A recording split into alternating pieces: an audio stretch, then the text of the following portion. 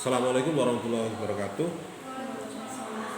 Alhamdulillah hari ini kita bisa maju waktunya. Tadi disampaikan sama Bu Hikmah, saya pindah jam ketiga saja. Oke, saya jam kedua setelah Pak Hasan katanya. Oke, di minggu kemarin saya membahas tentang pemisahan kekuasaan ya. Jadi ada sampai kepada, kalau dikerucutkan kepada ilmu pemerintahan atau pemerintahan terkait dengan sistem pemerintah yang ada di Indonesia.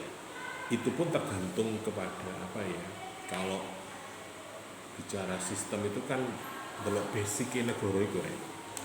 Cara dalam buku saya pengantar pemerintahan itu istilahnya adalah genologi.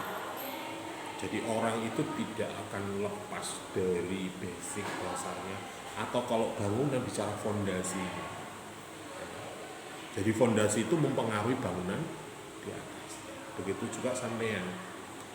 Mungkin sering saya sampaikan bahwa mungkin ada adik karena apa jurusan pemerintah, mungkin dulu-dulunya entah neneknya atau sekarang saudaranya atau orang tuanya yang ada terkait dengan, sehingga ada adik memilih jurusan. Ya ada sih yang murni ingin belajar naik. Sehingga ketika ngomong pemilihan kekuasaan, bagaimana negara kita itu ada, sehingga muncullah sistem pemerintahan yang mungkin di minggu kemarin sudah banyak saya sampaikan. Ada beberapa model-model sistem pemerintahan yang mungkin sampai hari ini bisa dikembangkan.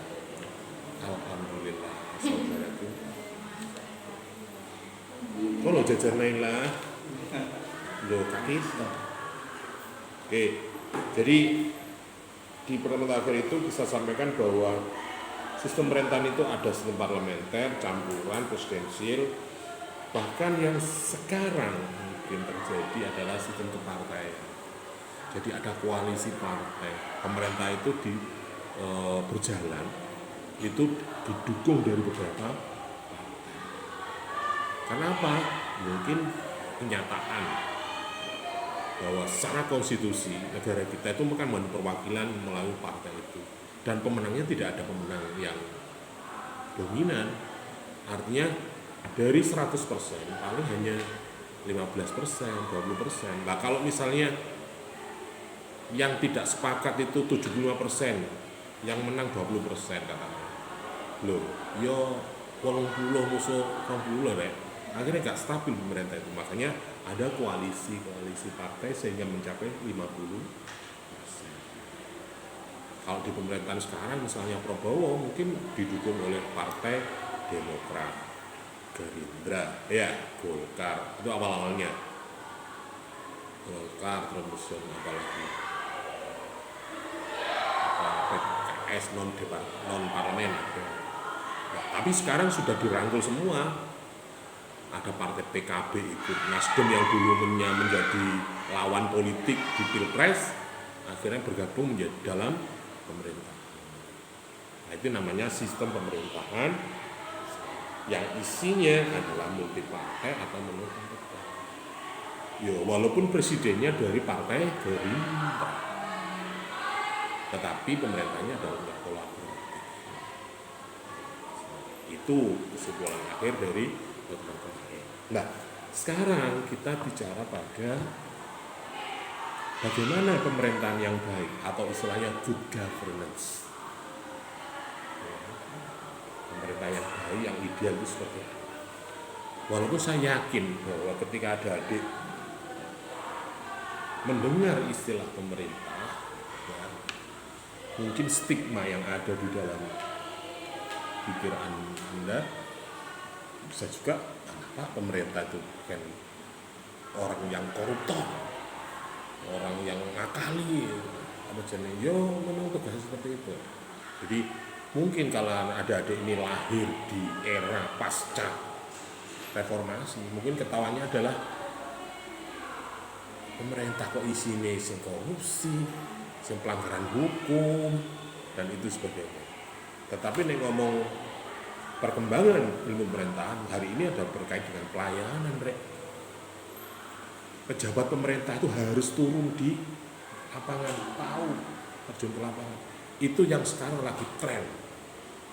Makanya pejabat hari ini ojo menjadi raja, kamu hanya di kantor, Asken saja, asken, ngerti asken? asisten. Asal teken. Oh. Itu berarti pemerintah yang pendekatannya adalah struktural, pendekatannya secara struktur organisasi. Jadi kenapa saya lari-lari? Wong saya kan punya staf, punya kabit, punya menteri. Kalau di pemerintah itu ada staf, ada dirjen, ada menteri, ada staf ahli, apapun ada. Tinggal pindah aja kamu sini. Makanya dulu ketika ada di awal-awal ilmu pemerintahan itu kan pengenalan bagaimana jarimu ini, nah, ya bisa memerintah, bisa kamu sini mbak. Nah, tapi tren sekarang pemerintah itu harus turun dan melayani masyarakat, menyelesaikan, tidak bisa selesaikan di atas meja. Perkara sampah misalnya, juga bisa moro-moro turun surat instruksi kepada bupati, kepada camat, kepada kepala desa, kepada dusun, kepada para pengusaha untuk membuat sampah pada tempatnya. Kira-kira ning ngono diapano? Dua codok ya. Paling buai sakarepe dhewe. Masyarakat coba sampean jalan-jalan dari utara sungai lewat alas. Engko lek pinggir tempat jalan ada sampah-sampah yang iki negara model apa? Tapi tren sekarang adalah bupati, gubernur turun langsung melihat. Bahkan ada tikus ya yang dibuang ke jalan langsung dipungut rek. Nek itu kan mungkin awal-awal di pemerintahan Jokowi, orangnya turun ke selokan, turun sungai. Itu kan terkait dengan pemerintah. Apakah persepsi, apakah pemerintah yang baik seperti itu? Itu ya. Jadi ini yang kita bicarakan. Jadi untuk mewujudkan pemerintah yang baik atau good government secara teoritis itu pemerintah yang konstitusional. Artinya bahwa di negara kita itu sudah dilakukan secara konstitusional. Dengan apa? Ya dengan prosedur yang disepakati, yang diwujudkan dalam undang-undang pemilu, pilpres dan sebagainya. Sehingga terpilihlah pasangan sampai tingkat itu konstitusional. Artinya tidak ditunjuk. Oh Rian, kamu tak jadikan bupati ya? Ya besok dilantik. Enggak. Kamu harus melalui tahapan-tahapan secara konstitusi untuk menduduki jabatan itu sehingga dilantik menjadi besar. Nah, pemerintah juga harus mendapatkan legitimasi secara politik, secara administratif juga. Makanya walaupun ada proses polpres dan sebagainya, pasti ada tahapan terakhir sampai orang tidak menuntut lagi, menerima.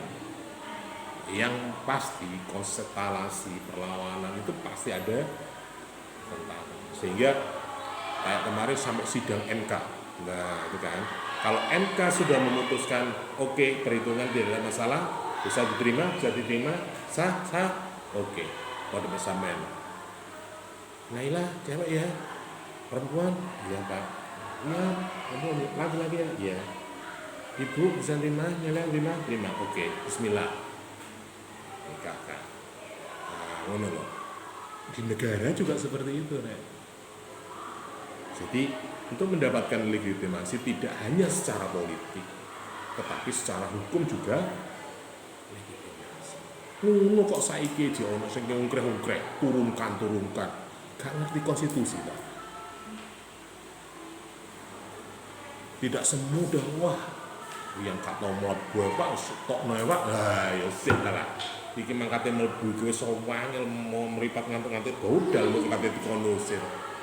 Bayangkan Rian, oh keluar kamu terlambat. Ya apa rek Pak sampai. Ya di sisi lain itu bagus. Tapi di sisi lain secara kemanusiaan, waduh, Rian wis kata mlebu pisan doser pisan, wah ya opong niku. Nah, enggak boleh. Kita harus. Yang kedua, pemerintah itu juga digerakkan oleh sektor-sektor publik, swasta, masyarakat, atau istilahnya adalah publik, privat, sosial sektor. akademis dan sebagainya, itu juga harus ada dukungan ormas dan sebagainya. Ya hanya sekedar itu. Di Indonesia Anda lihat siapa penopang-penopang pemerintahan. Ada NU, ada Muhammadiyah, ada LDI, ada organisasi-organisasi yang non pemerintah. Bahasanya kalau di dalam kuliah itu NGO atau non pemerintah, non parlemen, NGO, non government organization. Nah, pemerintah yang baik, pemerintah yang ditolerir itu prinsip-prinsipnya adalah pertama adalah prinsip penegakan hukum, akuntabilitas, demokratis, responsif, efektif, efisien, kepemimpinan yang umum, keterbukaan, kepemimpinan visioner, punya rencana-rencana strategis dan sebagainya. Nah, ini adalah prinsip-prinsip untuk menjadi. Jadi pemerintah itu harus punya prinsip penegakan hukum. Ojo sakarepe dhewe, ada aturannya. Karena apa? Kita bicara orang banyak. Ini bukan negara kita. Ini bukan, katakanlah hari ini presiden kita adalah Prabowo. Negara ini bukan milik Prabowo, milik kita. Mereka adalah petugas kita, pelayan kita. Makanya beliau selalu berstandar kita untuk rakyat, bekerja untuk rakyat, apapun. Sampai polisi delon pos-pos polisi. Apa? Polisi untuk masyarakat. Ya, polisi untuk masyarakat tahu begitu. Pemerintah juga akuntabis. Akuntabis itu bisa terukur, bisa diteliti, bisa dikaji. Misalnya dari sisi keuangan, misalnya pemasukannya berapa, pengeluarannya berapa, bisa dihitung, bisa ditanya. Demokratis, ya tidak otoriter, artinya usulan itu benar-benar dari rakyat, untuk rakyat, oleh rakyat. Oke, nah prinsip-prinsip negara hukum dalam penyelenggaraan pemerintah itu ada istilah supremacy of law. Jadi presiden itu tidak bertanggung jawab pada MPR, ya, tidak. Pertanggungjawabannya pada konstitusi, pada undang-undang dasar Pancasila. Artinya pada aturan main yang ada. Jadi kalau itu tidak dilaksanakan, boleh. Kalau dulu mungkin bertanggung jawabnya pada masyarakat, masa bertanggung jawab pada satu orang atau kelompok-kelompok. Nah, dia bertanggung jawab secara hukum. Jadi kalau tidak bisa menjalankan sesuai dengan undang-undang yang ada, RPJM yang ada, ya kena bisa di-impeachment, bisa dimakzulkan, diganti. Ada persamaan dalam hukum, equality before law. Jadi pemerintah itu harus mentang-mentang kan bupati, mentang-mentang kan anak bupati, tidak bisa. Harus sesuai asas legalitas, asas kekerasan atau organ-organ pemerintah dan sebagainya. Ini adalah ada peradilan tata negara, ada perlindungan hak asasi manusia, ada yang bisa demokrasi, restart, berfungsi saran mewujudkan tujuan negara atau welfare state, transparansi dan kontrol masyarakat, boleh. Sampai nek kepingin resik dosa sampean dadi pejabat, apik dirasani, elek dirasani. Ya. Sampeyan ngopi nang ngene kafe dirasani, nang ngene warung kopi ya dirasani. Kapan awak dhewe ngenah Pak ngono? Ayo Rian coba wis rambutnya berintik gak oleh, lengan klemis gak oleh. Oh, padha mbek artis ya. Jadi bahasa saya sering mengatakan bahwa jadi pejabat pemerintahan atau jadi pemerintahan itu akan dihisab dunia dulu. Semane kok dadi pejabat publik rek. Soge salah, melarat salah. Kade duwe salah, wah ini. Landasan etika pemerintah. Jadi tentunya pemerintah itu harus punya dasar hukum atau landasan. Yang pertama adalah falsafah Pancasila dan Undang-Undang Dasar, bab MPR, undang-undang sampai PP tentang kepegawaian itu adalah dasar. Jadi pemerintah itu tidak bisa berjalan, harus ada rule, ada aturan.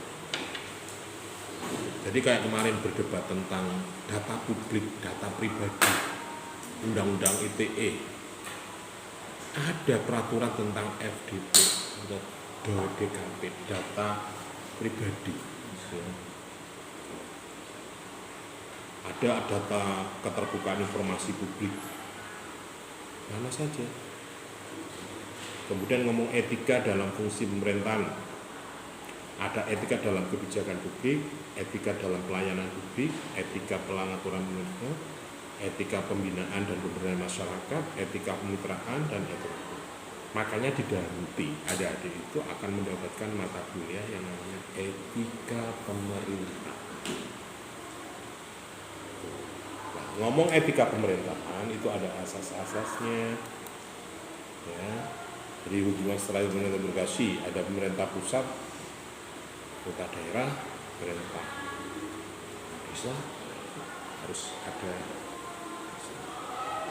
Kalau dilanjutkan secara teologi, secara sains, maka itu mungkin perangkat secara formalnya ya. Jadi, tetapi secara personal, secara pribadi, bahwa pemerintah-pemerintah itu juga punya asas-asas umum yang harus dilaksanakan. Kalau di dalam buku ini dijelaskan ada istilah asas Vrijsbeekstijl. Ini di zaman Belanda bahwa Indonesia menerjemahkan sebagai kosong, ditiru oleh suku Betawi yang namanya Pirs. Jadi Vrijsbeekstijl itu ada asas Freires Emerson.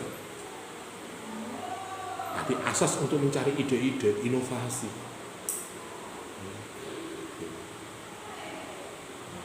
Ada asas aktif. Ini pemerintah yang dikenal sebagai urusan sepanjang perusahaan itu harus proaktif, harus memotori, harus mereka. Ada asas etis. Dalam setiap keputusan, pemerintah harus menjalankan penyelenggaraan urusan pemerintahan, kaidah-kaidah moral, misalnya untuk pembangunan suatu gedung pemerintahan apapun, membangun jalan raya, harus etis. Jadi harus masuk akal. Meneng-meneng kok moro gawe Tugu Naila dikele kok gini, cedek burine patung Gajah Mada.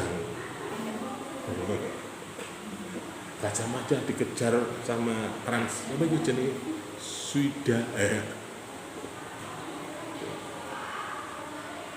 Ada asas historis, ini terkait dengan sejarah.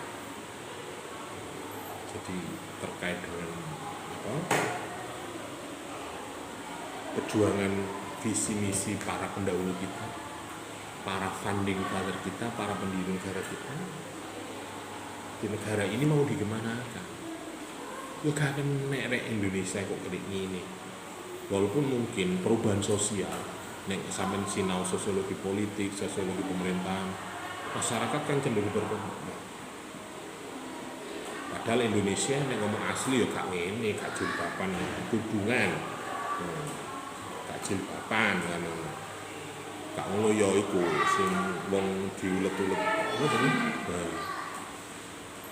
Ada ane wong Jawa itu kon bisa ada asas otomatis. Walaupun pemerintah dijaga, mereka juga memiliki pangkat relatif. Ada asas. Ini kalau pemerintah pusat. Kalau pemerintah daerah ini ada namanya asas desentralisasi, ada dekonsentrasi, ada tugas perbantuan.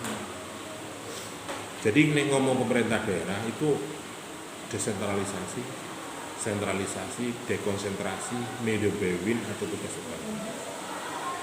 Jadi karena struktur bawahnya itu ada perintah, ada kayak ngomong desentralisasi bisa juga orang itu dikasih kewenangan sepenuhnya, dikasih kebebasan sepenuhnya untuk mengatur rumah tangganya sendiri atau menggunakan pemerintah. Ada yang dekonsentrasi separuh diculno ndase dikoceki buntute. Wah. Jadi diberikan kekuasaan, diberikan kewenangan untuk ngatur itu, tetapi masih dikontrol oleh, misalnya apa? Anda saya kasih program, ini program pendirian Koperasi Merah Putih. Mestinya koperasi itu berdiri dari masyarakat, kedaulatan rakyat, tetapi ini proyek dari atas, program dari pusat. Ada anggaran 2 miliar, silahkan bentuk Koperasi Merah Putih. Jadi untuk pembentukan sekian, pembentukan gedung sekian, sampai perangkatnya sekian, pokoknya 2 miliar itu free, tinggal jalan. Misalnya seperti itu dekonsen. Ada juga tugas perbantuan. Kalau proyek rek pertanian apa Pak? Ini ada pesanan dari katakanlah dari Jepang atau dari mana? Ini membutuhkan sayur, membutuhkan jagung loh. Coba di sini cocok nggak dibuat tanaman itu? Atau bisa juga narik pajak. Oke, itu mungkin. Nah, ada pemerintah pusat tadi, ada otomatis, pemerintah kalau di daerah realisasi, ada demokrasi, ada Dewi. Kemudian kalau kita bicara asas pemerintah secara umum, ya, secara umum orang itu ya harus punya asas kekeluargaan, asas negara hukum, asas kedaulatan rakyat. Ya. Jadi kalau misal kekeluargaan, jadi setiap orang itu mungkin ya tidak lepas ya rasa saudara itu kan pasti ada. Jadi kekuatan yang ngomong keluargaan itu kan apa ya? Ya takdirmu lah. Masa awakmu menolak, mau aku dadi bapak, mau aku pengen bapakku presiden, kok bapakku kayak dadi guru. Itu kayak iso rek ngobin mikak mele wis garis ini. Jadi ada sesuatu yang mungkin keluarga itu kan. Dan saya yakin setiap orang akan memperjuangkan keluarganya. Dia melakukan apapun mungkin karena keluarganya. Makanya ketika keluarganya baik, ya di luar ya apik. Cobalah awakmu mau berangkat misalnya, ibumu ku rumpame mbak ayahmu misalnya, arek kamu mulai didiano, arek gak kuliah gak dikon budal kalau awakmu budal keping wis ngomong ngene rek. Kira-kira nggo kampus ya apa mbak? Ibu maka diwantemi ae arek waduh.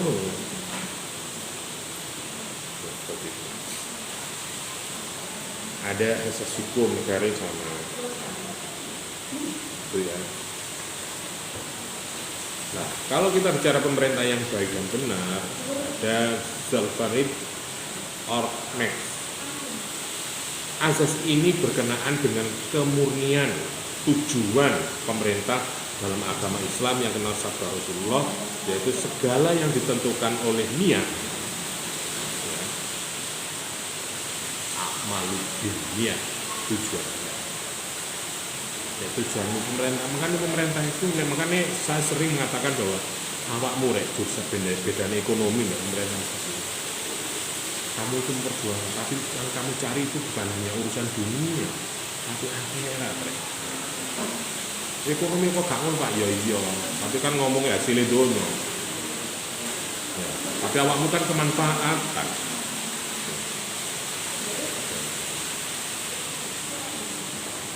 Kemudian ada istilah-istilah itu ya, jadi pemerintah yang baik itu ada zelfahid, jadi ada niat, ada sebuah kekuatan dari hati, kemauan yang tulus untuk membantu.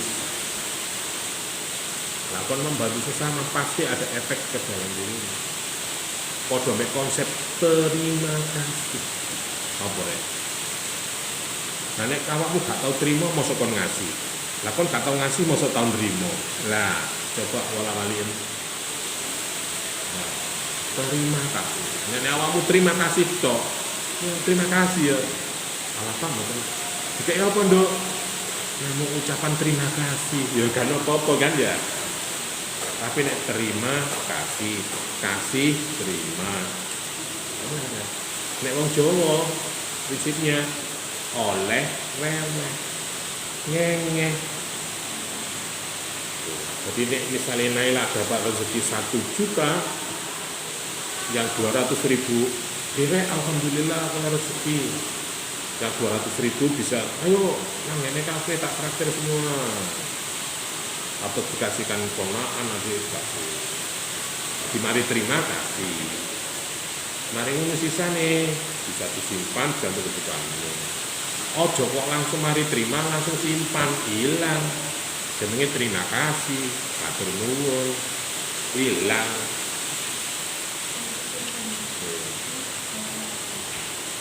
Oke, kemudian ada reserve, ada fireplay, ada event bed.